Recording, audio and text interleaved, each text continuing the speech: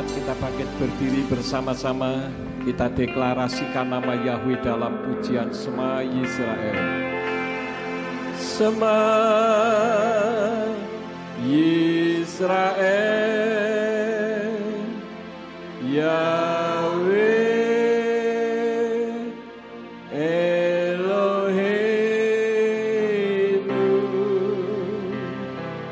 Yahweh Echad.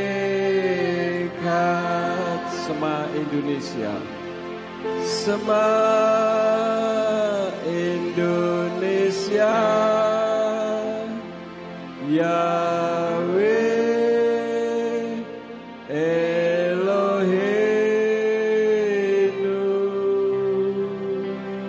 Yahweh Echad.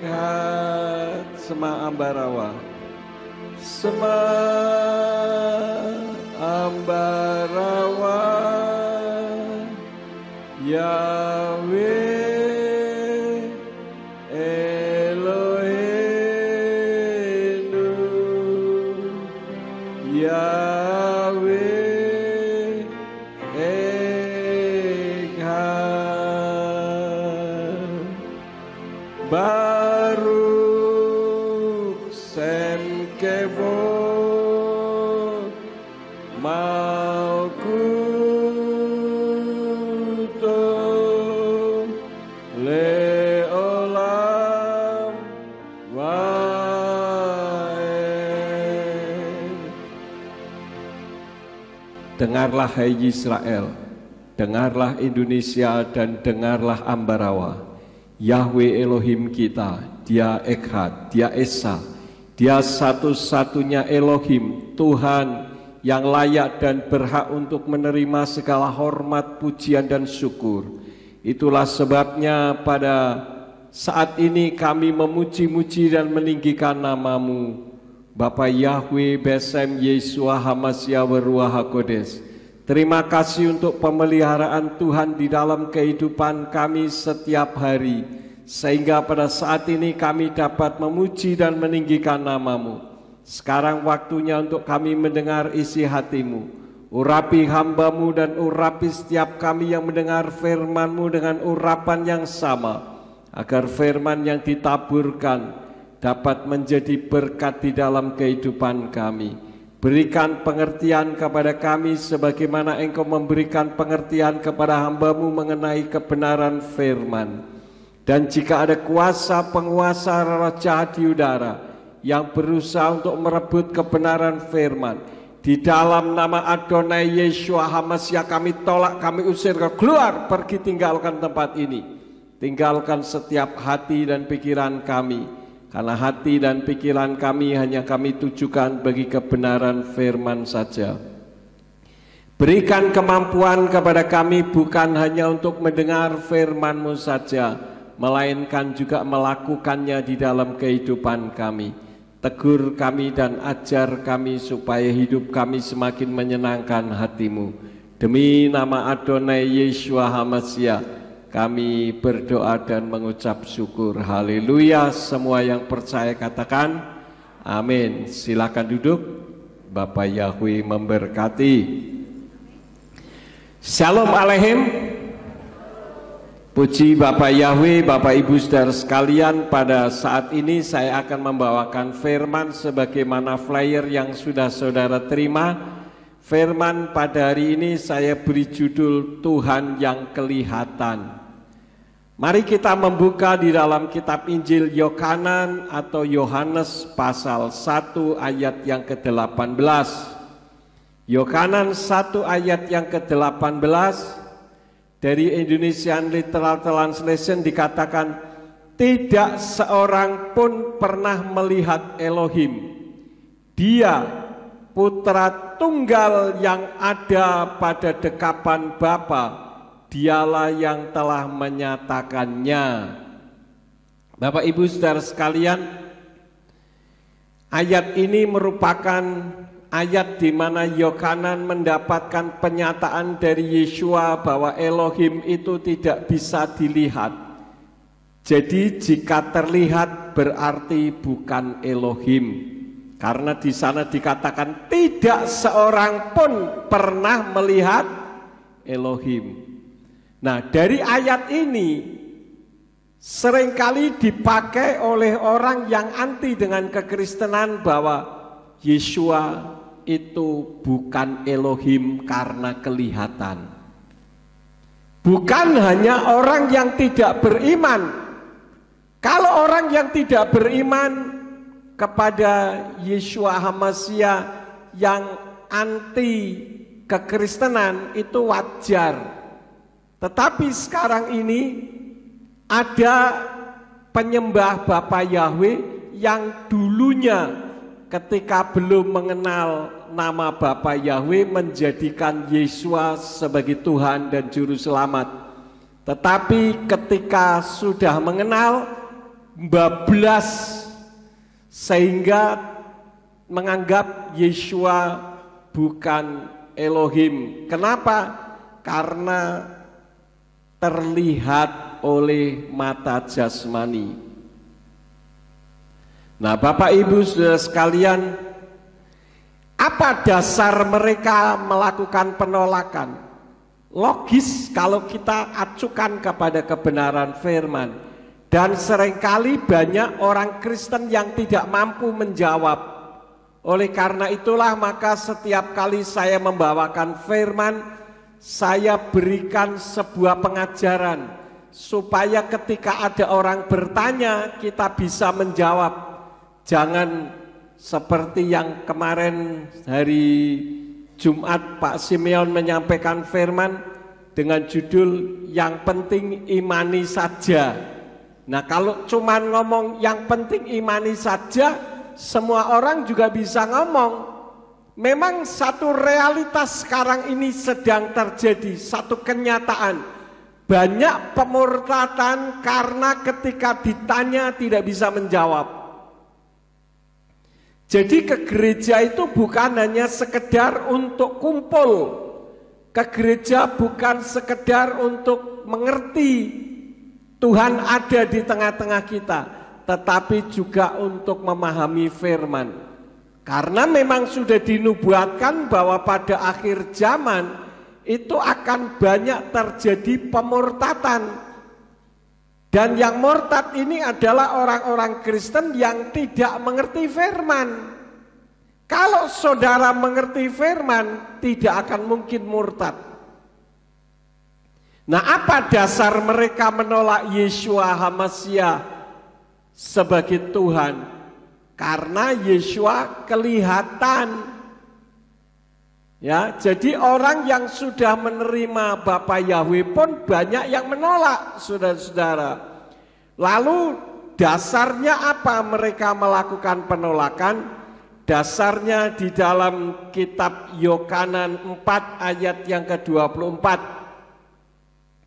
Kitab Yohanan 4 ayat yang ke-24 dari Indonesian Literal Translation dikatakan Elohim itu roh dan mereka yang menyembah dia seharusnya menyembah dalam roh dan kebenaran. Elohim itu roh. Karena roh berarti tidak kelihatan. Jadi karena Yeshua kelihatan berarti dia bukan Elohim, gitu. Karena itu banyak orang Kristen yang dulunya ketika belum mengenal Bapa Yahweh menjadikan Yeshua sebagai Tuhan dan Juru Selamat, tetapi ketika sudah mengenal Bapa Yahweh katanya mendapatkan hikmat dari Tuhan Bapa Yahweh bahwa Yeshua itu bukan Tuhan. Ini hikmat dari mana, saudara-saudara? Hikmat boleh, tetapi harus diklarifikasikan kepada kebenaran firman. Kalau tidak sesuai, berarti itu bukan datang dari Tuhan. Kalau orang mengatakan Yeshua bisa dilihat, memangnya Yahweh tidak bisa terlihat. Yahweh pun bisa dilihat oleh para nabi, saudara-saudara. Contohnya Yakub melihat Elohim di dalam Kejadian 32 ayat yang ke-30. Kejadian 32 ayat yang ke-30 dari Indonesian Literal Translation dikatakan apa? Dan Yakub menamai tempat itu Peniel, karena aku telah melihat Elohim muka dengan muka dan jiwaku dilepaskan. Di situ jelas Yakub mengatakan aku telah apa saudara? Melihat Elohim. Ya. Dan bukan hanya Yakub, tetapi Mose dan para tua-tua juga melihat Elohim. Di dalam Keluaran pasal 24 ayat 9 sampai 10 dari Indonesian Literal Translation dikatakan, lalu naiklah Mose dan Aharon, Nadab dan Abihu, dan ke-70 tua-tua Israel, dan mereka melihat Elohim Israel, dan di bawah kakinya seperti lantai bertatahkan permata safir, dan seperti murninya isi sorga. Jadi di situ para tua-tua Mose dan Aharon, Nadab, Abihu melihat Elohim. Jelas dikatakan ayat 10, dan mereka apa saudara? Melihat Elohim. Ya. Jadi bukan hanya Yeshua yang kelihatan, Elohim Bapa Yahweh juga kelihatan. Artinya memang ada. Kan begitu. Kalau dikatakan Tuhan ada, ya kita bisa meyakini kalau kita bisa merasakannya. Misalkan seperti angin. Angin itu juga diterjemahkan dari kata ruah. Roh. Angin kelihatan enggak saudara? Enggak kelihatan. Kalau jok kelihatan. Atau bercandaan, orang bilang angin itu warnanya merah pak. Loh kok bisa lah, coba kalau saudara masuk angin dikeroi rak merah. Jadi angin itu warnanya merah, yaitu hanya joke ya, hanya guyon. Angin itu tidak kelihatan bentuknya seperti apa, tetapi bisa kita rasakan. Karena itu angin pun bisa diterjemahkan dari ruah, roh, ya. Yeshua bisa dilihat. Kalau Yeshua jelas kita baca di dalam kitab Injil Matius, Markus, Lukas, Yohanes yang menjadi saksi hidup kehidupan Yeshua semasa menjadi seperti manusia, mereka semua melihat.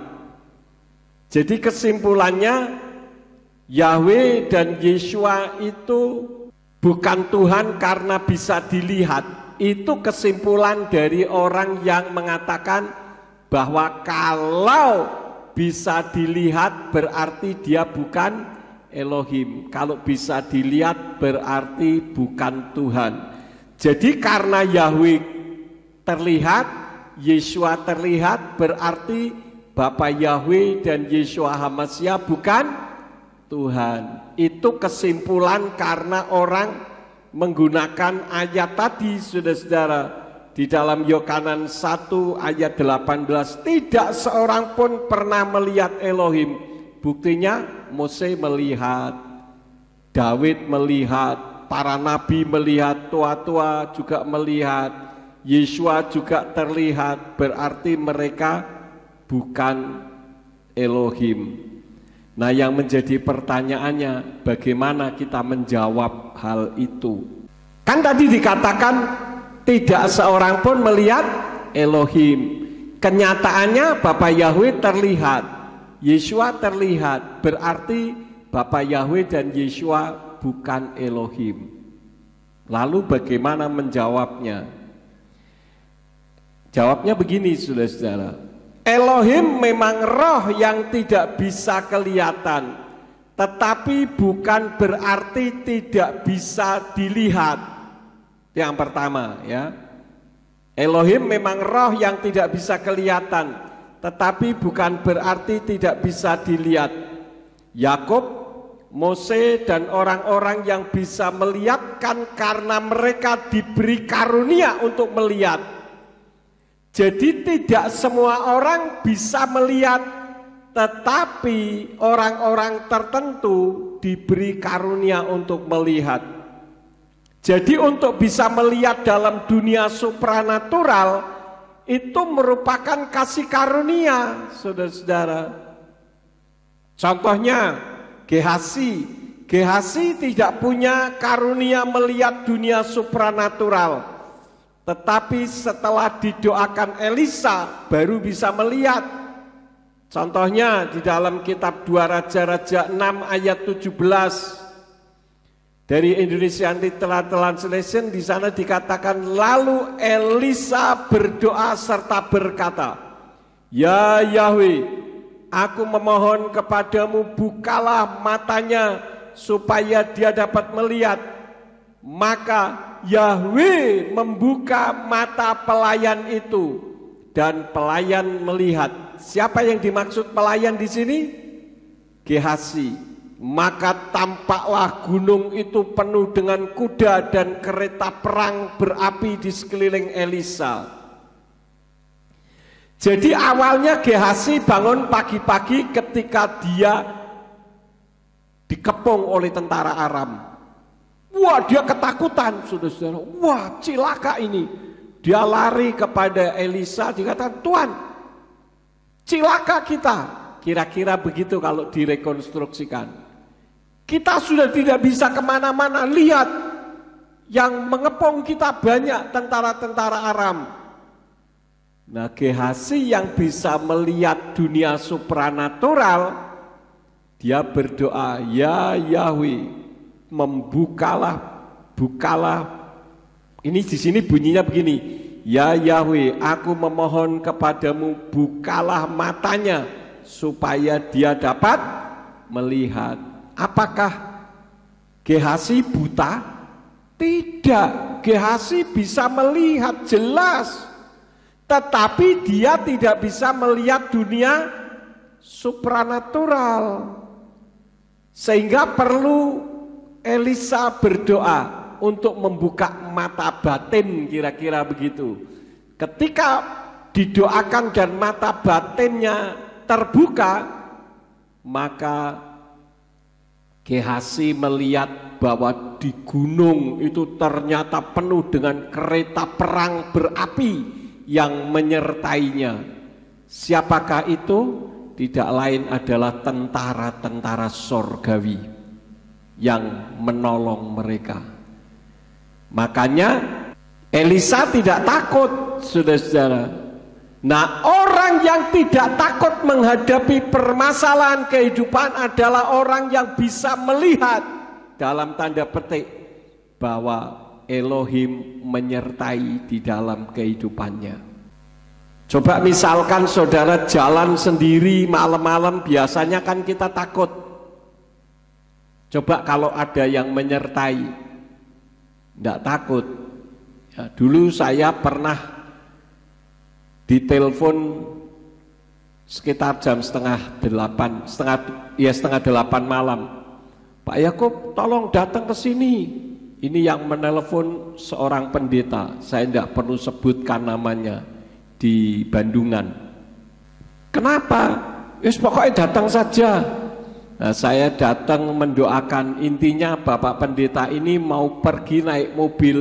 Ketika dia masuk di mobil, ada suara dari mobil itu, mau kemana Om? Ketika dilihat tidak ada orang, dia turun ketakutan, lalu minta tolong saya untuk mendoakan. Nah, setelah saya doakan, ada sebuah kisah yang diceritakan oleh Bapak pendeta ini. Ada orang yang mau pergi ke gerejanya, malam-malam dia melewati sebuah tempat yang gelap, dan orang itu menunggu orang lewat. Ketika ada orang lewat, dia mengikuti. Wah, karena dia disertai, jadi seneng kan? Tadinya takut jadi tidak takut. Tetapi di tengah jalan tiba-tiba orangnya hilang. Wah, dia lari terbirit-birit, saudara-saudara. Nah, ini contoh bahwa orang kalau sendirian takut, tapi kalau ada yang menyertai tidak takut. Jadi kalau saudara mengarungi kehidupan ini hidup penuh dengan ketakutan, berarti saudara tidak melihat bahwa Tuhan menyertai di dalam kehidupan saudara. Paham saudara-saudara? Setan juga roh. Tetapi ada orang yang bisa melihat, ada yang tidak. Sekarang saya mau tanya, siapa di antara saudara yang pernah melihat setan? Tolong angkat tangan. Tuyul, pocong, terus apa lagi? Genderuwo, ya, cuman Bu Mary satu orang. Yang lain belum pernah melihat. Nah, ini kan kasih karunia. Jangan saudara pikir setan tidak ada di mana-mana. Saya sering melihat setan sejak umur 4 tahun saya bisa melihat setan. Walaupun tidak selalu. Ya, kemarin pada saat saya survei tempat di Bali, kami survei ada 5 tempat.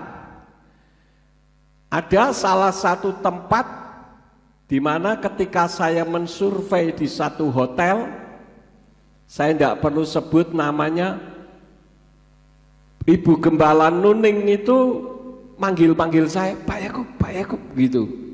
Nah, saya bilang, begitu Bu Nuningnya. Saya tidak melihat, tetapi saya merasa seperti ada yang mengikuti. Jadi bulu kuduk saya berdiri semuanya, tapi saya tidak melihat. Tapi Ibu Gembala Nuning melihat. Katanya ada nenek-nenek tua berdiri ngikuti saya terus. Kenapa? Karena saya yang punya otoritas. Mau memilih tempat, mau di sini atau di situ, itu saya. Makanya saya yang diikuti. Kemudian Ibu Gembala Nuning bilang, Pak Yakub tahu enggak tadi diikuti? Saya enggak lihat Bu, tapi saya merasa ada yang mengikuti. Iya, dia ngikuti terus kemana Bapak pergi, didampingi terus. Saya tahu tujuannya supaya saya jangan memilih tempat itu, karena merasa terganggu. Karena dulu pernah saya waktu zaman masih di gereja lama, saya mengadakan KKR di satu hotel di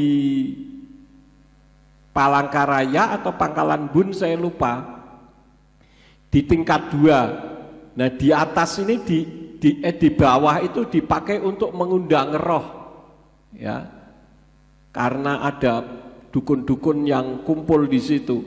Itu berdasarkan kesaksian jemaat yang ada di sana, dukun-dukun yang ada itu stres. Kenapa? Karena mengundang roh, tidak ada yang mau datang rohnya. Ya, kenapa? Karena atas dipakai untuk KKR, dan waktu itu saya yang menyampaikan firman.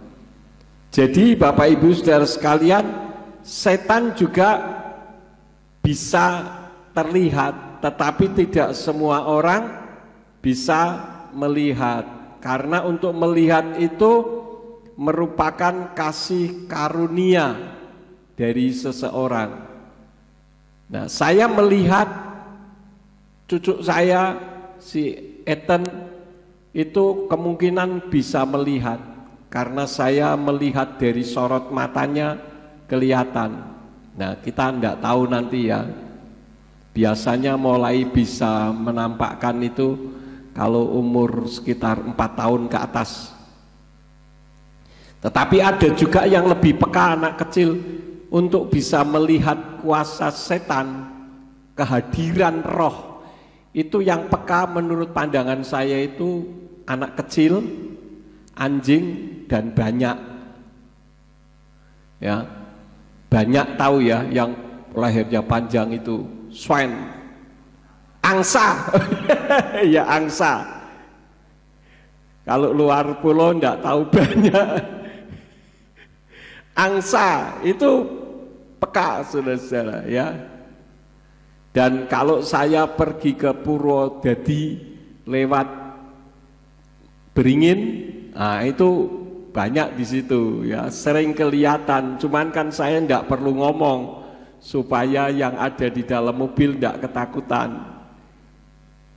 Jadi itu merupakan karunia. Nah, Elohim untuk memberikan kepada yang beliau mau, yaitu kan hak-hak Tuhan. Karena tidak semua orang bisa melihat Elohim. Buktinya apa? Mose saja ketika dia berhadapan muka dengan Bapa Yahweh, ketika turunkan bangsa Israel melihat dia ketakutan karena wajahnya apa? Bersinar, sehingga ditutupi keranjang, istilahnya begitu, supaya orang tidak takut melihat wajah Mose karena kena radiasinya Bapa Yahweh. Sedangkan orang biasa kalau tidak kudus melihat Bapa Yahweh mati. Makanya Yakub mengatakan tadi, dikatakan Kejadian 32 ayat 30 tadi, Yakub menawai tempat itu Peniel karena aku telah melihat Elohim muka dengan muka dan jiwaku dilepaskan. Bisa tidak ditayangkan yang Lembaga Alkitab Indonesia? Coba ditayangkan yang Kejadian 32 ayat yang ke-30. Bunyinya apa? Bisa tidak ditayangkan? Ya. Yakub menamai tempat itu Peniel sebab katanya aku telah melihat Elohim. Ini bukan Allah, ini Elohim berhadapan muka, tetapi apa? Nyawaku tertolong. Karena kalau bisa melihat Elohim, dia hidupnya tidak kudus, maka dia akan mati. Itulah sebabnya imam besar itu kalau mau masuk ke ruangan Maha Kudus, dia harus menyucikan dirinya terlebih dahulu. Maka salah satu perlengkapan imam besar kan ada giring-giring kayak keroncongan di kaki. Itu seperti orang tua zaman dulu, ketika saya masih kecil melihat ada anak kecil dikasih gelang keroncong di kakinya. Ibunya masak sambil telinganya dengerin keroncongannya itu ada di mana. Kalau keruncung-keruncungnya mulai menjauh, wah berarti anak saya mulai menjauh, maka masaknya ditinggal, anaknya diambil, didekatkan dia lagi. Itu zaman dulu, nek sekarang kan tidak ada. Sekarang pakainya CCTV, ya kan? Nah, salah satu perlengkapan imam besar itu seperti itu, giring-giring. Jadi kalau misalkan lama tidak keluar-keluar, jangan-jangan mati di dalam. Karena ketemu Yahweh Elohim, maka ditarik-tariklah dari luar seperti stagen begitu. Kalau tidak ada jawaban berarti imam besarnya mati, maka ditarik dari luar. Tidak bisa sembarang orang masuk, bisa mayat bertumpuk di sana. Karena itu di ruangan Maha Kudus, dan ruangan Maha Kudus itu dipisahkan dengan tirai, dan tirai itulah yang terbelah ketika Yeshua HaMashiach mati. Artinya tidak ada lagi sekat antara manusia dengan Elohim. Bapa Yahweh itu nyata loh saudara-saudara, sangat nyata. Nanti kita akan sampai ke sana. Mungkin saudara belum pernah melihat Elohim, Bapa Yahweh, atau jangankan Elohim ya, setan saja saudara belum pernah melihat tadi. Tapi kalau melihat setan takut enggak? Nah, enggak boleh takut. Kadang orang itu aneh loh saudara ya. Pak, setan itu mengerikan, wajahnya begini begitu begini begitu. Masuk ke telinga kanan, nyangkol di otak, enggak keluar ke telinga kiri. Sehingga ketika malam-malam mau pergi lewat kuburan, ngeri juga ini. Jangan-jangan nanti keluar seperti yang dikatakan, padahal pernah melihat atau belum? Belum, lah kok takut? Belum pernah melihat kok takut? Ya, apalagi kalau malam-malam naik mobil, belet pipis, mau pipis ada pohon gede, wah takut. Ngomong dulu, amit-amit mbah, putune badhe pipis. Lah kok menamakan dirinya jadi putune setan? Betul enggak? Apa yang seharusnya kita ucapkan ketika kita kebelet pipis di pinggir jalan ada pohon besar di depan kita? Hai setan, pergi, karena anaknya Bapak Yahweh mau pipis di tempat ini. Kan begitu saudara-saudara ya. Jadi jangan takut. Wong pocong ya buntelan orang itu loh. Kok takut? Tapi orang aneh, kalau sama orang hidup gak takut. Ngapain kamu lihat-lihat gua melotot-melotot, mata lu memang gua gak bisa melotot apa? Kita gak takut menghadapi itu. Tapi katanya dengan setan takut, padahal lihat pun belum pernah. Ini betul-betul aneh bin nyata, saudara-saudara. Nah sekarang apa kata firman kalau kita belum pernah melihat Elohim? Kan tadi dikatakan saudara belum pernah melihat Elohim. Apa kata firman? Kita buka di dalam Yohanan 20 ayat yang ke-29. Yohanan 20 ayat yang ke-29 dikatakan apa? Yesua berkata kepadanya, "Hai Toma, karena engkau telah melihat aku, engkau telah percaya." Saya garis bawahi kalimat yang terakhir. Berbahagialah mereka yang tidak melihat tetapi percaya. Saudara percaya Yesua itu Yahweh yang turun ke bumi? Haleluya. Padahal saudara belum pernah melihat Yesua. Orang-orang yang dari agama seberang, ketika mereka jadi Kristen, padahal di dalam hati kecilnya sama sekali tidak pernah mau menjadi Kristen, seringkali disebabkan karena mereka melihat Elohim. Tapi orang-orang Kristen yang berpindah menjadi beragama seberang, kebanyakan karena pahit hati. Makanya sudah katanya mendapatkan hidayah, tetapi yang diutek-utek firman Tuhan, menyalah-nyalahkan terus. Kenapa? Karena sakit hati. Ya. Ada pengakuan seorang anak dari orang yang keluar dari kekristenan yang mengatakan bahwa ayahku itu meninggalkan kekristenan karena sakit hati. Dulu dia menjadi salah satu pengerja di suatu sekolah tinggi teologi, tetapi entah melakukan kesalahan apa, dia diusir dari sekolah itu bersama dengan istri dan anak-anaknya. Padahal waktu itu anak-anaknya masih kecil-kecil. Di situ dia terluka dan sakit hati. Ya tentu kalau benar tidak mungkin sampai diusir kan. Saya tidak perlu sebutkan namanya, saudara cari di internet ada.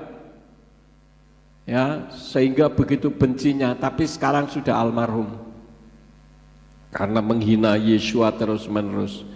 Jadi berbahagialah saudara yang tidak pernah melihat Elohim tetapi percaya. Nah, yang menjadi pertanyaannya, tidak melihat tapi percaya kok bahagia? Di mana kebahagiaannya?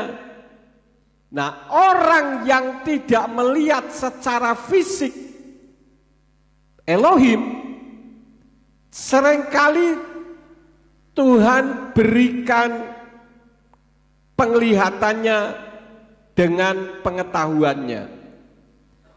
Jadi mempercayakan penglihatannya kepada pengetahuannya.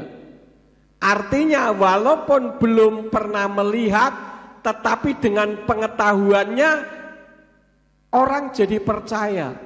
Orang yang belum mengenal nama Bapa Yahweh, kalau dia tidak menyerahkan pengetahuannya untuk dibentuk, dia tidak akan percaya. Buktinya saya ini sudah diskusi dengan doktor, dengan profesor teologi loh saudara-saudara, bukan dokter, tapi doktor teologi, S3 teologi, profesor teologi. Tapi masalah nama Yahweh orang ngerti-ngerti, tidak paham. Kenapa? Karena menolak pengetahuan. Jadi orang yang mau mengetahui menjadi pengganti penglihatannya, maka orang akan bisa melihat dalam tanda petik dengan hikmat, dengan pengetahuan yang Tuhan berikan kepadanya. Makanya orang-orang yang menolak pengetahuan itu, mau diajari seperti apa sulit, berkelit. Jelas Yesaya 42 ayat yang ke-8 katakan apa? Ani Yahweh Husmi, aku Yahweh itu namaku. Tapi itu tidak berbicara soal nama, Pak. Loh kok aneh? Jelas di situ anak SD saja bisa mengartikan Ani Yahweh Husmi, aku Yahweh Hu, dia Smi, namaku. Aku Yahweh itu namaku. Lah kok bisa mengatakan itu tidak berbicara soal nama? Lah bicara soal apa? Aku Yahweh itu sifatku. Itu bicara soal sifat. Nah kalau aku Yahweh itu namaku, ya bicara soal nama. Kalau orang kenalan, perkenalkan nama saya Yakub Sulistyo, kan begitu. Lah kok tidak bicara soal nama, masuk akal apa enggak? Itu karena menjadi sebuah kebodohan bagi orang yang menolak. Karena itu saudara-saudara, akibat orang yang tidak melihat Elohim dan tidak mau beriman dan menyerahkan pengetahuannya sebagai pengganti penglihatannya, itu ada beberapa hal. Yang pertama, sering meragukan keberadaan Tuhan. Nah sekarang coba saudara renungkan di dalam kehidupan saudara, seringkah saudara meragukan keberadaan Tuhan? Kalau saudara masih sering meragukan keberadaan Tuhan, berarti iman saudara masih lemah. Tuhan itu ada enggak ya? Nah ini orang masih lemah imannya. Jelas kitab suci katakan Tuhan itu nyata. Di dalam kitab Injil Yohanes pasal 20 ayat 25 sampai 28, ini merupakan salah satu contoh orang yang meragukan keberadaan Tuhan. Yohanes 20 ayat 25 sampai 28 dikatakan demikian. Lalu murid-murid yang lain berkata kepadanya, kami telah melihat Tuhan. Namun dia berkata kepada mereka, jika aku tidak melihat tanda paku di kedua tangannya dan mencucukkan jariku ke dalam tanda paku itu, serta mencucukkan tanganku ke dalam lambungnya, aku sekali-kali tidak akan percaya. Dan setelah 8 hari, para muridnya ada di dalam rumah lagi, dan Toma ada bersama mereka. Ketika pintu-pintu telah dikunci, Yesua datang dan berdiri di tengah-tengah serta berkata, damai sejahtera bagimu. Perhatikan ayat 27. Lalu dia berkata kepada Toma, siapa yang disebut dia di situ? Yeshua Hamasya. Apa perkataannya? Ulurkanlah jarimu ke sini dan lihatlah kedua tanganku, dan ulurkanlah tanganmu dan cucukkanlah ke dalam lambungku, dan janganlah menjadi tidak percaya tetapi percaya. Lalu Toma menjawab dan berkata kepadanya, Tuhanku dan Elohimku. Perhatikan, pada saat Toma mengatakan, jika aku tidak melihat tanda paku di kedua tangannya dan mencucukkan jariku ke dalam tanda paku itu, serta mencucukkan tanganku ke dalam lambungnya, aku sekali-kali tidak akan percaya. Pada saat Toma mengatakan itu, Yeshua ada enggak di situ? Enggak ada secara fisik, tetapi kok Yeshua bisa tahu? Ya kan? Itu artinya bahwa Yeshua itu maha hadir. Dia tidak kelihatan, tetapi dia tahu apa yang diucapkan kita. Karena itu hati-hati dengan ucapan saudara. Kalau ngomong itu diatur, jangan asal jeplak. Asal jeplak itu bahasa Indonesianya apa ya? Asal bunyi, asal mangap. Ya, jangan. Apalagi saudara sudah mengenal Bapa Yahweh, diatur mulutmu itu. Karena kalau tidak, apa yang diucapkan yang negatif bisa terjadi di dalam kehidupan saudara. Apalagi terhadap anak-anak yang menurut saudara nakal dalam tanda petik. Jangan dikutuki, dasar bocah nakal, anak babi. Lah anak babi ya berarti dirinya babi. Betul enggak? Ngomongnya itu diatur, diberkati, keluarkan ucapan-ucapan berkat yang membangun, jangan menghancurkan. Jadi pada saat Toma mengatakan itu, Yeshua tidak ada, tetapi ketika ketemu berapa hari setelahnya? 8 hari. Dia mengulang perkataannya Toma. Ayo sekarang cucukkan di tanganku yang berlubang paku dan lambungku. Kan begitu. Artinya Tuhan ada. Kemudian ketika Yeshua bersama dengan murid-muridnya, Yeshuanya pada saat mengatakan kepada murid-muridnya, kamu bertolak ke seberang, aku akan berdoa seorang diri di gunung.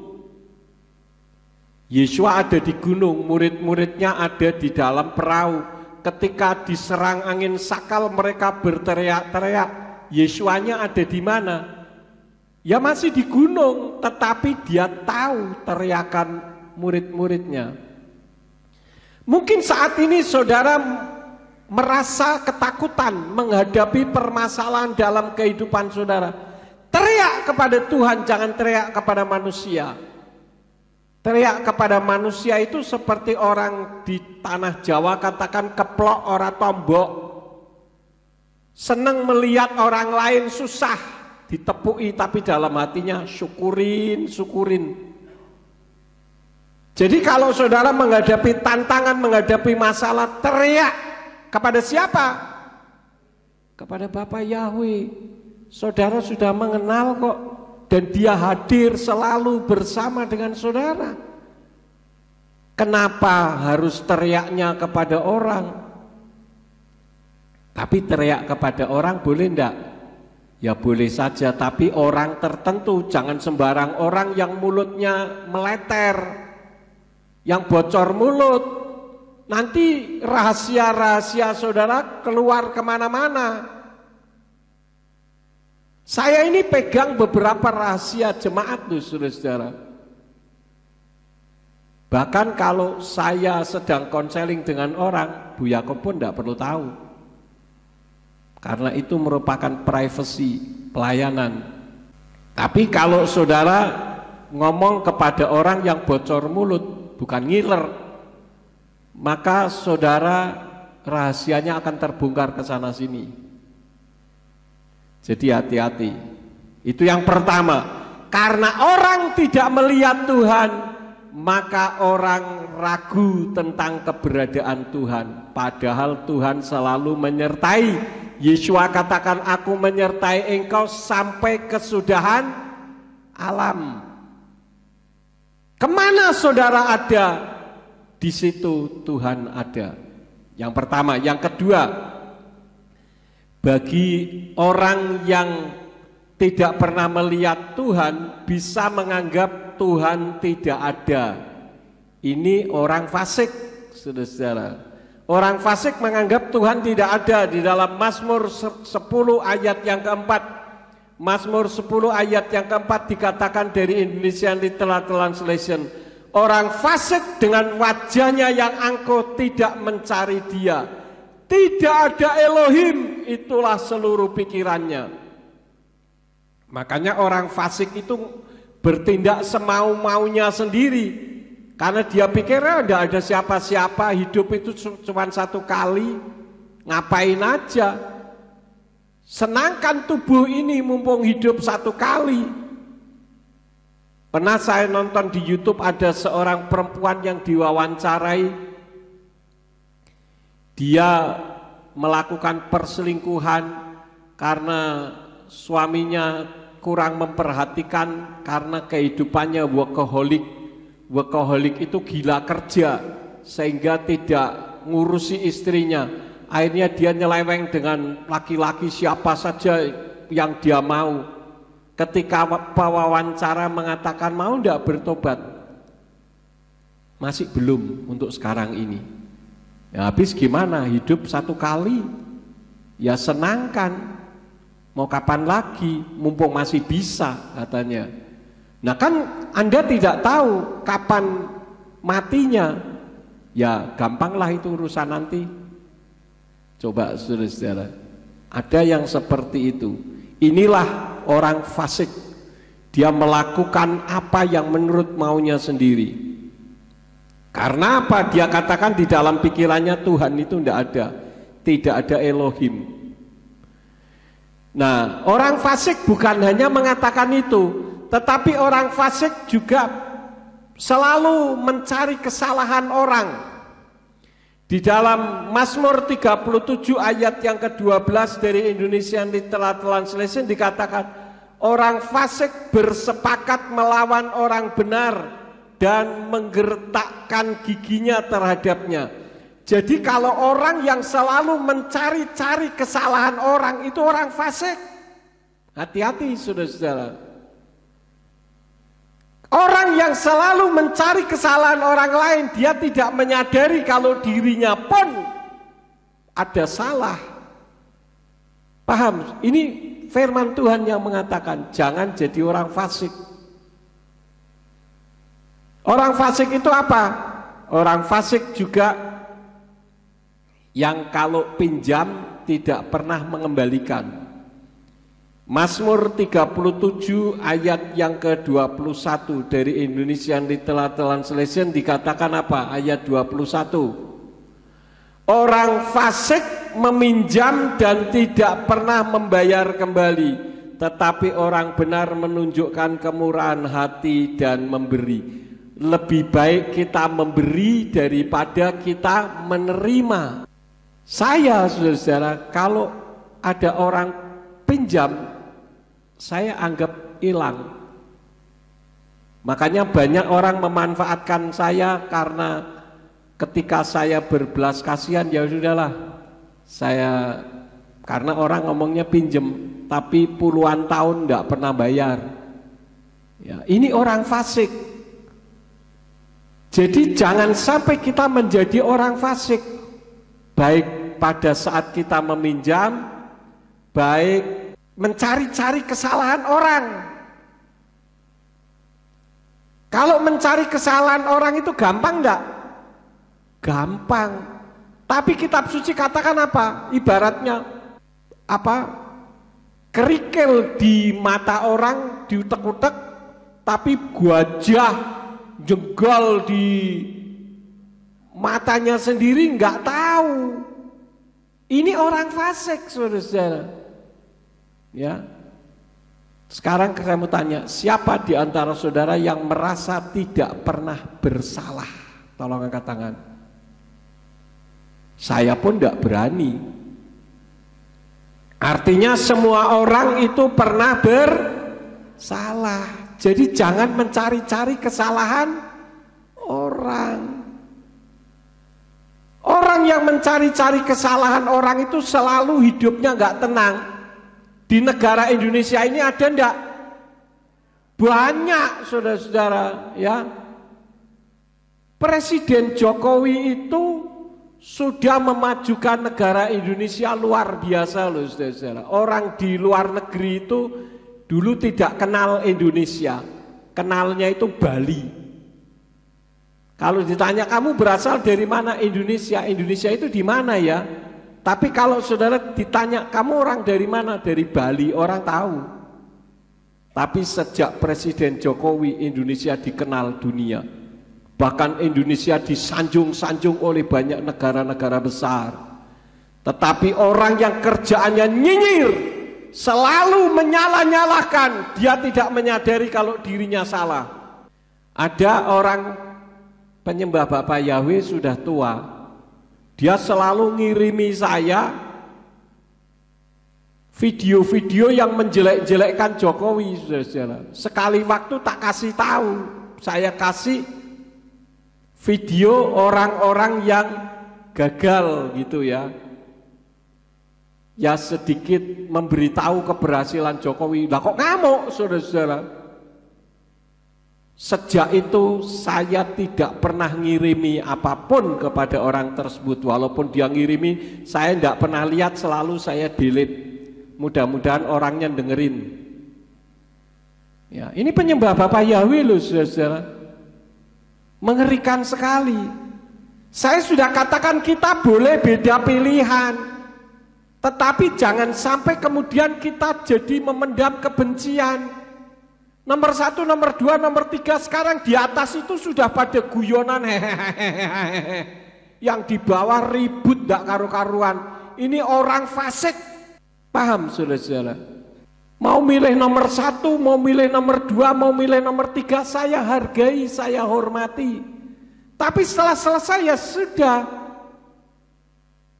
Kecuali kalau saya milih nomor 1, saya milih nomor 2 atau milih nomor 3 ketika saya jadi bupati atau saya jadi gubernur, bolehlah mau marah-marah. Jadi apapun siapa yang jadi ya tetap kita sebagaimana adanya kok. Kita hidup bukan karena ketergantungan terhadap orang lain, tetapi kita hidup karena anugerah dari Bapa Yahweh. Jadi jangan sampai bertengkar hanya masalah politik. Di Amerika itu saya kenal seorang ngomong sama anaknya saja enggak mau gara-gara kesalahan politik. Di Amerika itu hanya 2 kelompok loh saudara-saudara, Republik dengan Demokrat. Itu antara anak dengan orang tua sampai enggak ngobrol. Ini aneh bin ajaib. Saudara jangan sampai seperti itu ya. Kemudian yang ketiga, akibat orang tidak melihat Elohim. Yang ketiga, mencari pertolongan supranatural tetapi kepada hal-hal yang natural. Contohnya bangsa Israel saat Mose tidak turun-turun karena sedang ketemu Bapa Yahweh di Gunung Sinai. Apa yang dilakukan? Keluaran 32 ayat 1 dari Indonesian Little Translation dikatakan, dan umat itu melihat bahwa Mose menunda untuk turun dari gunung. Kok bisa tahu menunda? Dia kan tidak tahu di bawah. Ini kan pemikiran yang dipikir sendiri. Lalu mereka berkata kepadanya, bangunlah, buatlah bagi kami sesembahan-sesembahan yang akan berjalan di depan kami. Sebab Mose orang yang telah membawa kami keluar dari tanah Misraim, kami tidak mengetahui apa yang telah terjadi kepadanya. Jadi tidak tahu nasibnya Mose, tetapi sok tahu. Seharusnya mencari hal-hal yang supranatural, ya dari tindakan supranatural. Saudara ingin ketemu Tuhan, saudara berdoa, berpuasa, menghadirkan Ruach HaKodes dengan menyembah dan memuji Elohim. Kemarin saya mendengar kesaksian ada orang hutangnya banyak. Nah ini kesempatan bagi saudara yang hutangnya banyak. Mudah-mudahan tidak ada yang utang. Utangnya banyak. Dia mengucapkan doa Bapak kami 77 kali. tiba-tiba datang pertolongan dari Tuhan. Rumahnya yang selama ini didoakan supaya dijual laku tinggi, tidak laku-laku, ketika dia mengatakan doa Bapak kami 77 kali dari jam 3 dini hari, tiba-tiba rumahnya laku dengan nilai tinggi. Kalau tidak dia akan disita oleh bank. Kemarin kita mendengar kesaksian Bu Rahel, bagaimana Tuhan memberikan hikmat. Saya katakan ketika menghadapi masalah, panggil Yahweh Yire, Yahweh yang menyediakan, paling tidak 3 jam. Wah, mana tahan Pak, dermimil cuman Yahweh Yire, Yahweh Yire, Yahweh Yire, Yahweh yang menyediakan selama 3 jam, mana tahan. Ya sudah, terima saja konsekuensinya. Itu mengandung satu kuasa otoritas. Loh kok iso Pak? Itulah dunia supranatural. Saya mengajarkan karena saya mengalami. Berkali-kali mujizat dinyatakan. Saudara-saudara kita dari orang Muslim, mereka lebih ngerti tentang masalah ini. Makanya mereka ada tasbih. Tapi coba kalau orang Kristen megang itu, loh kok ikut-ikutan, kan gitu. Padahal itu mengandung kuasa otoritas yang luar biasa loh saudara-saudara. Kita sudah mendengar kesaksian Bu Rahel. Itu jangan main-main saudara-saudara, karena mengandung suatu kuasa yang sangat besar. Saya sudah katakan kalau telinga saudara budek tuli, kalau telinga saudara tuli, tidak bisa mendengar dunia supranatural, ikuti cara saya. Puasa 7 hari 7 malam, jangan makan, jangan minum, kerjaannya sembahyang, berdoa, memuji Bapa Yahweh dengan doa dan puasa. Nanti telinga saudara seperti dikorei gitu. Setan ngomong saudara akan dengar. Tidak percaya buktikan. 7 hari 7 malam saja. Saya pernah berdoa seperti itu. Wah, itu dulu saya berdoa saja, sebelah rumah itu kaya luar biasa tapi hasil nyupang. Itu jam 2 dini hari, setan pesta pora di rumah sebelah. Telinga saya dengar jelas saudara-saudara, pada cekikian, tertawa seperti orang pesta, betul-betul itu. Padahal tidak ada apa-apa, jam 2 malam, jam 2 pagi ya, dini hari. Jadi kalau mau nyoba, ya coba 7 hari 7 malam. Kalau saudara mintanya Tuhan buka mata batin saya, saudara akan bisa melihat setan. Tapi syaratnya puasa 7 hari 7 malam. Jangan makan, jangan minum, otaknya jangan melayang-layang kemana-mana. Tapi berdoa, menyembah dan bersyukur kepada Bapa Yahweh. Yang keempat, ketika orang tidak percaya, tidak bisa melihat Tuhan, justru ketika ada orang bisa melihat Elohim, bisa melihat Tuhan, menganggap itu bukan Elohim. Karena apa? Semua orang harus semua sama seperti dirinya, dan itu pernah terjadi atas murid-muridnya. Karena murid-muridnya selalu menggunakan otaknya. Matius 14 ayat yang ke-26 dari Indonesian Literal Translation dikatakan, dan para murid itu ketika melihat dia sedang berjalan di atas danau, mereka menjadi gelisah sambil berkata, itu hantu, dan mereka berteriak-teriak oleh karena ketakutan. Kenapa? Karena dia tidak pernah melihat Yeshua dengan wujud seperti kemuliaan seperti itu. Dia melihatnya Yeshua secara fisik tok. Sehingga ketika berjalan di atas air, wah setan. Padahal itu bukan setan, Yeshua yang datang. Nah sekarang menjadi pertanyaan lebih jauh. Kenapa Yeshua kelihatan? Kenapa? Kalau dia Tuhan, kenapa kelihatan? 1 Timotius 3 ayat yang ke-16 dari Indonesian Literal Translation dikatakan, dan rahasia yang besar dari kesalahan itu tidaklah terbantahkan. Jadi ini merupakan sebuah rahasia. bahwa Elohim telah dinyatakan di dalam daging, dibenarkan di dalam roh, terlihat oleh para malaikat, diberitakan di antara bangsa-bangsa, dipercaya di dalam dunia, diangkat dalam kemuliaan. Jadi kenapa Yeshua kelihatan? Karena atas kehendaknya sendiri Yeshua yang Elohim nampak kepada manusia dan seperti manusia. Karena itu saya katakan Yeshua itu bukan manusia, dia Elohim seperti manusia. Jika tidak dikehendaki ya tidak terlihat. Contohnya di dalam Yohanes 8 ayat 59 dari Indonesian Little Translation dikatakan apa? Oleh karena itu mereka memungut batu-batu supaya mereka dapat melemparkannya kepadanya.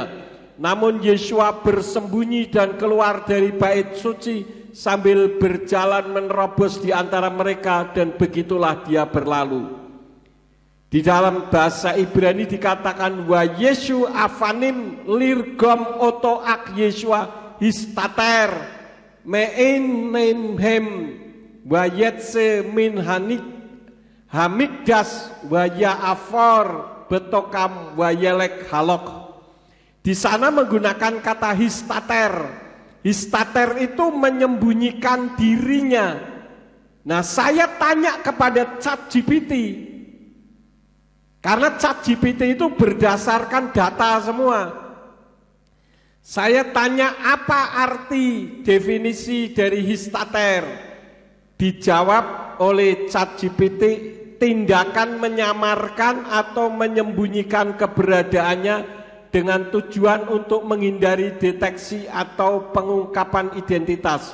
Bisa dilakukan dengan cara mengubah penampilan, lokasi atau perilaku agar sulit untuk ditemukan atau dikenali oleh orang lain. Itulah kuasa dari Yeshua HaMashiach. Jadi Yeshua HaMashiach mau jadi apa saja, mau jadi berapa saja pun, mau menghilang sekalipun, itu tidak masalah, wong dia Tuhan. Pernah terjadi Yeshua tidak dikenali. Lukas 24 ayat 15 sampai 16 ditulis kembali. Dan terjadilah ketika mereka sedang bercakap-cakap dan bertukar pikiran, Yeshua sendiri sambil mendekati, dia yang berjalan bersama mereka, namun mata mereka terhalang sehingga mereka tidak dapat mengenali dia seutuhnya. Ini waktu Yeshua berjalan ke mana? Ke Emmaus bersama dengan orang-orang yang pada saat itu menyaksikan penyaliban Yeshua, dan mereka sedang syok menghadapi itu. Yeshua berjalan beriringan dengan mereka, tetapi mereka tidak mengerti. Ya. Jadi atas kehendaknya sendirilah Yeshua yang Elohim nampak kepada manusia. Yohanes 10 ayat yang ke-33 dari Indonesian Little Translation dikatakan, orang-orang Yahudi itu menjawab kepadanya dengan berkata, kami merajam engkau bukan sehubungan dengan suatu perbuatan yang baik, melainkan sehubungan dengan penghujatan, karena engkau yang adalah seorang manusia menjadikan dirimu sebagai Elohim. Ini menurut anggapan orang Yahudi. Padahal Yeshua bukan menjadikan dirinya sebagai Elohim, tetapi memang dia adalah Elohim. Karena itu kalau ada orang mengatakan begini, kenapa kamu menjadikan Yeshua sebagai Elohim? Atau kenapa kamu menjadikan Yeshua sebagai Tuhan? Jawabannya apa? Karena, salah jawaban begitu. Jawabannya, Yeshua tidak saya jadikan Tuhan. Saya tidak menjadikan Yeshua sebagai Tuhan, tetapi memang dari sononya Yeshua itu Tuhan. Paham saudara-saudara? Jawabnya jangan kenapa, selalu jawabannya karena. Ini jawaban pertanyaan jebakan. Kenapa kamu menjadikan Yeshua sebagai Tuhan? Saya tidak pernah menjadikan Yeshua sebagai Tuhan, tetapi memang dia Tuhan dari sononya. Maka di dalam Yohanes 8 ayat 24 dan 27 dikatakan, Oleh karena itu aku berkata kepadamu bahwa kamu akan mati dalam dosa-dosamu, sebab jika kamu tidak percaya bahwa akulah Dia atau Bapa, yaitu Yahweh, maka kamu akan mati dalam dosa-dosamu. Ayat 27, mereka tidak mengerti bahwa Dia membicarakan Bapa kepada mereka. Satu lagi ayat yang terakhir, Filipi 2 ayat yang ke-7 sampai 8. Sebaliknya Dia sudah mengosongkan dirinya sendiri dengan mengambil rupa seorang hamba agar berada dalam keserupaan manusia. Keserupaan manusia artinya seperti manusia, serupa manusia. Ayat 8, dan supaya didapati dalam pola seperti manusia. Wujudnya, bentuknya, polanya itu seperti manusia. Artinya Dia bukan manusia, hanya seperti. Dia sudah merendahkan dirinya sendiri dengan menjadi taat sampai pada kematian, bahkan kematian di kayu salib. Artinya bahwa Yeshua dan Yahweh itu Elohim, meskipun Dia bisa dilihat dengan mata. Bahkan itu sebagai bukti kalau Yeshua itu ada, Yahweh itu ada, dan Yahweh dan Yeshua adalah satu pribadi, beda fungsi, bukan dua pribadi. Kalau begitu Pak Yakub oneness, mau oneness kayak mau unitarian kayak, saya tidak mau pusing dengan istilah itu, saudara-saudara. Itu kan istilah yang dibuat manusia, yang dikelompok-kelompokkan. Pak Yakub masuk kelompok apa terserah. Orang mau mengatakan mau unitarianisme, mau oneness, mau apa kek, tidak peduli saya. Yang penting firman ngomongnya apa, itu yang saya ajarkan kepada saudara. Lu kok tidak tiri tunggal, mau tiri tunggal kayak mau tunggal tiri kayak mau apa kayak, terserah. Itu hanya manusia saja yang mengelompokkan. Paham saudara-saudara? Jadi sekali lagi kesimpulannya, Yeshua itu Yahweh dalam wujud seperti manusia. Yeshua dan Yahweh itu oleh Elohim, satu pribadi dua fungsi. Ini yang saya sampaikan kepada saudara, supaya saudara meyakini bahwa saudara disertai oleh Elohim kemanapun saudara pergi. Penderitaan yang saudara alami saat ini, Tuhan mengetahui. Amin buat firman Tuhan. Mari kita bangkit berdiri bersama-sama. Pada tanggal 28 sampai 30 Mei, Sinode Gereja Pemulihan Firman akan mengadakan saresehan yang ke-7 di Bali, di Hotel Bintang Bali Resort, ya. Jemaat yang akan ikut dipersilahkan dengan biaya per malam 1,1 juta. Dan ini bagi pejabat Gereja Pemulihan Firman itu diwajibkan. Untuk itu semalam saya memberikan himbauan kepada jemaat di Nalirojo yang dilayani oleh Bapak Pendeta Isakar Irawan untuk ikut bergotong royong membantu pembiayaan untuk berangkat dan selama ada di sana. Kalau untuk saya dan keluarga, saya tidak akan ambil uang kas, tapi uang pribadi, supaya bisa dipahami. Jadi tempatnya indah sekali saudara ya, itu hotel berbintang 5, jadi luar biasa kali ini. Itu saja tambahan dari saya. Nanti kita akan mendengar pengumuman dari Pak Sarmujito tambahannya. Kita akan tutup di dalam doa. Mari kita bangkit berdiri bersama-sama. Bapa Surgawi, kami mengucap syukur untuk firman yang sudah kami dengar pada hari ini. Kiranya firman itu meneguhkan kami bahwa Engkau selalu menyertai kami dan Engkau ada walaupun kami tidak pernah melihat, tetapi dapat kami rasakan, dan melalui pengetahuan yang Engkau berikan kepada kami mengimani bahwa Engkau ada dan Engkau selalu menyertai. Apa yang menjadi kebutuhan dan kerinduan hati kami Engkau pun mengetahui. Terima kasih Bapa, kalau sebentar kami akan pulang, kirim malaikat Tuhan untuk menjaga melindungi kami, tibakan di rumah masing-masing dengan selamat. Jauhkan dari malapetaka di perjalanan, baik yang dari luar kota maupun yang dari dalam kota Ambarawa, serta semua yang telah mendengarkan firman dari streaming radio maupun YouTube. Engkau memberkati dengan berkat yang sama. Terima kasih Bapa. Dan Engkau juga memakai semua yang sudah ambil bagian di dalam pelayanan hari ini semakin hari semakin heran.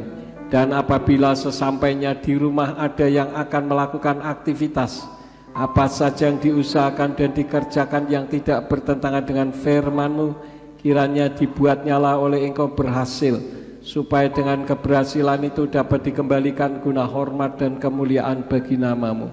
Terima kasih Bapa. Sekarang berkatilah kami karena kami siap menerima berkat daripada-Mu. Mari kita angkat kedua belah tangan kita untuk menerima berkat Yahweh. Yefarka Yahweh weyis mereka. Yahweh memberkati engkau dan memelihara engkau. Yaer Yahweh panah oleh kawi kuneka. Yahweh menyinari engkau dengan wajahnya dan memberi engkau anugerah. Yisa Yahweh panah oleh kawi Yashem leka shalom. Yahweh menghadapkan wajahnya kepadamu dan memberi engkau damai sejahtera. Diberkatilah engkau di kota dan diberkatilah engkau di ladang. Diberkatilah buah kandunganmu, hasil bumimu dan hasil ternakmu, yakni anak lembu sapimu dan kandungan kambing dombamu. Diberkatilah bakulmu dan tempat adonanmu. Diberkatilah engkau pada waktu masuk dan diberkatilah engkau pada waktu keluar. Sekarang pulanglah dan terimalah berkat. Kasih Bapa Yahweh Sang Pencipta, kasih karunia Adonai Yeshua HaMashiach Sang Pembeli Jiwa, dan Ruach HaKodes menyertai saudara sekalian sampai Maranatha. Adonai Yeshua HaMashiach datang kembali untuk yang kedua kali dan mengangkat kita semua. Haleluya.